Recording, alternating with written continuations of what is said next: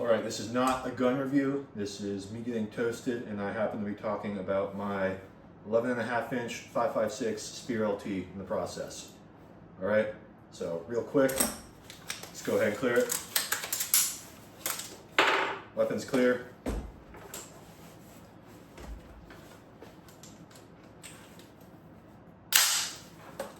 And now it's not. It's a surprise tool for later. Moving on.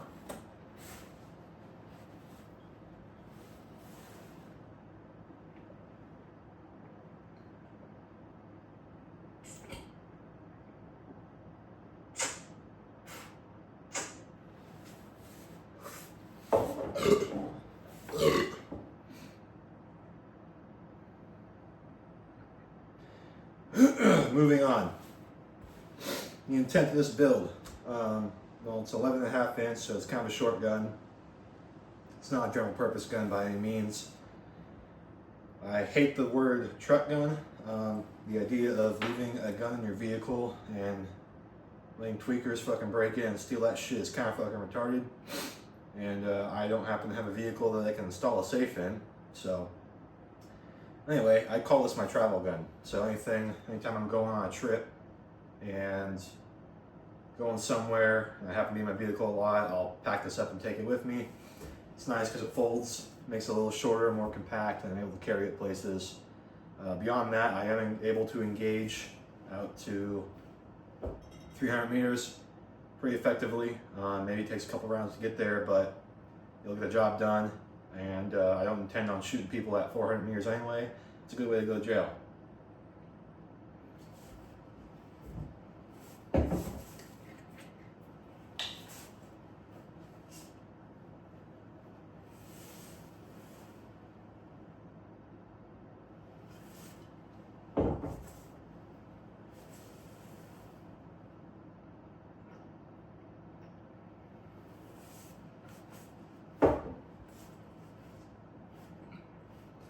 All right, so ass to mouth, or butt to tip. We'll start from the back and go to the front here. I have a Magpul, whatever stock, just their cheap ass fucking regular AR-15 stock here with the LaRue riser. LaRue riser is nice because it fucking moves on a little spring system here that you attach to the stock. Benefit to that, when the weapon's fully collapsed, I'm able to still actuate the charging handle. Oh shit, I needed that. Anyway, able to actuate the charging handle and it just slides the stock out of the way. Fair warning, it makes it harder to charge the weapon. Spear LT has a pretty stiff fucking recoil spring, so it's a lot harder to charge than an AR-15 in general, but if you ain't a weak bitch and you go to the gym and you have decent grip strength, it's probably fine. Moving forward with that, I have a Die-Free Co. Kung Fu grip right here, and then an HRF magazine well, you can see that right there.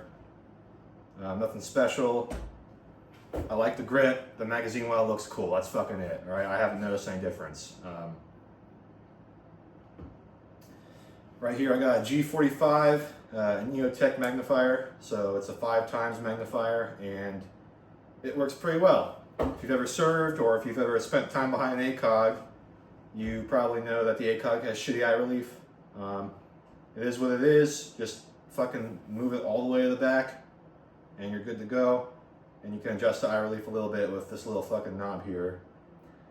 But it's not like you're shooting behind magnification the entire time anyway. It's more of a PID type thing, or if you need to take precision shots. I say precision shots, but I mean it's a fucking red dot, so you aren't really taking precision shots to begin with. And with that, taking my break.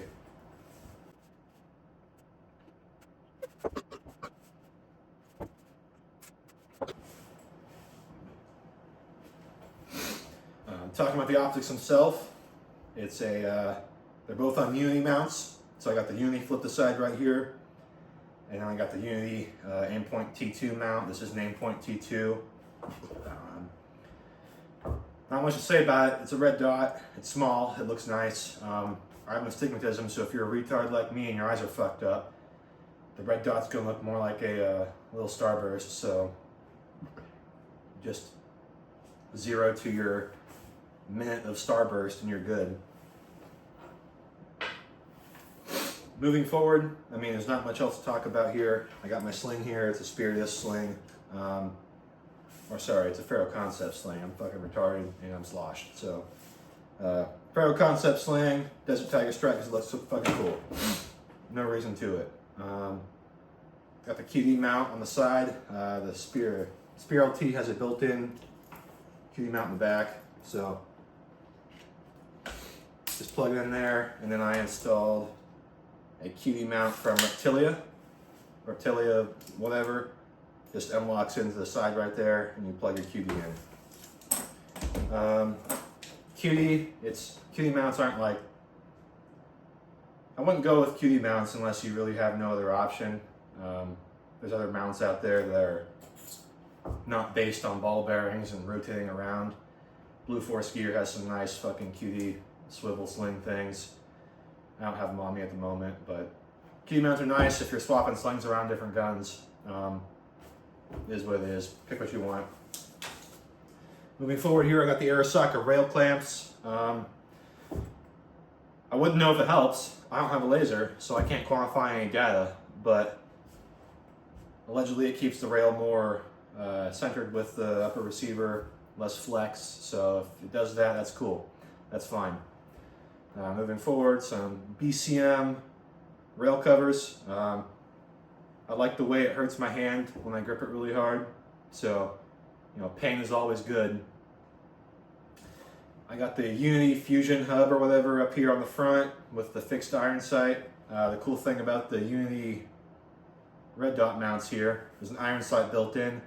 Normally, there is a rear and a front iron built into the mount itself, but that only gives you like 1.5 inches, which is it's a lot of fucking inches, by the way, but it only gives you 1.5 inches of iron sight distance.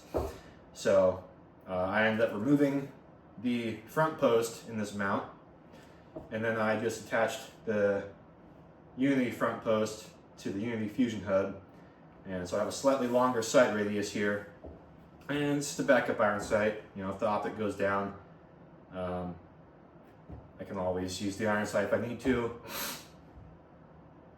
You know, if not, it's not a big deal. It's not in the way of anything. So, moving forward, I have a Mod Light OKW attached to the fucking light wing here that attaches to the Fusion hub.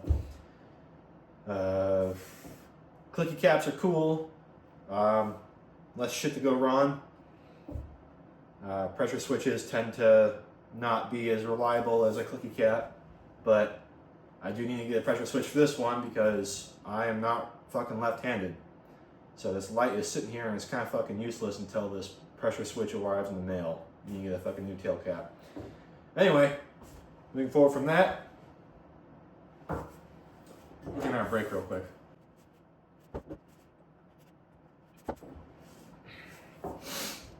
Moving forward, I have a Sandman K, and let's see here.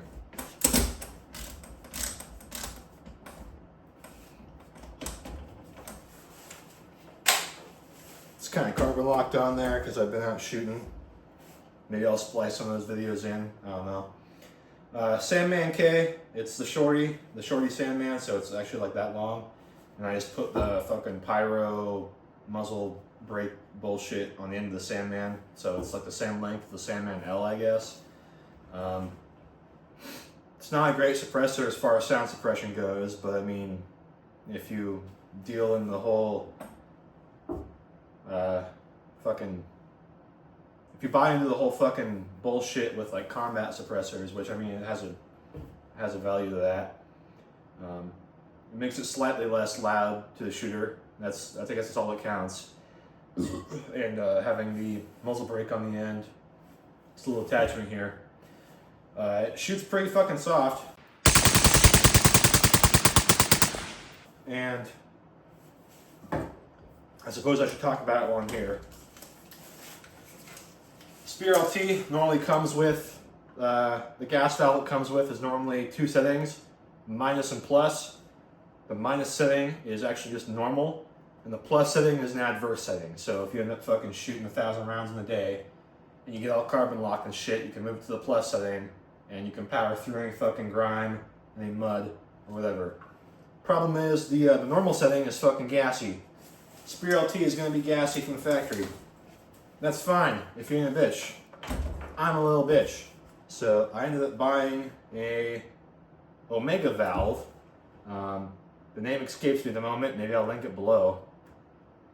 But the Omega valve ends up putting 4 different gas settings on your gas regulator. And it actually lets you change out the gas regulator settings by using Scarburator jet screws. So Scar rifles end up from PMM. They end up having aftermarket screws that let you adjust the gas settings and whatnot. So you can use those gas jet screws to adjust the gas settings on the Omega valve here. Since I'm using a 5.56 and I'm not shooting subsonics or anything, or I'm not shooting 300 blackouts, I don't have to buy any aftermarket screws. But the settings on this gas jet end up making this gun a lot fucking softer. And if I end up having to power through some fucking mud or grime or carbon or whatever, I can stick a fucking bullet in there and twist it over to another setting and make it more gassy. But I prefer not shooting a 5.56 that recoils more than necessary if I don't have to. It functions fine, and this gun's pretty fun to shoot. The suppressor's pretty fucking loud, and a lot of people shooting around me think that it's not a suppressor because it shoots so fucking loud. So I guess blame Dead Air for that, because Dead Air, this can's pretty old. It was bought in like 2018, so Dead Air's older offerings were pretty gassy, and not much else to say. So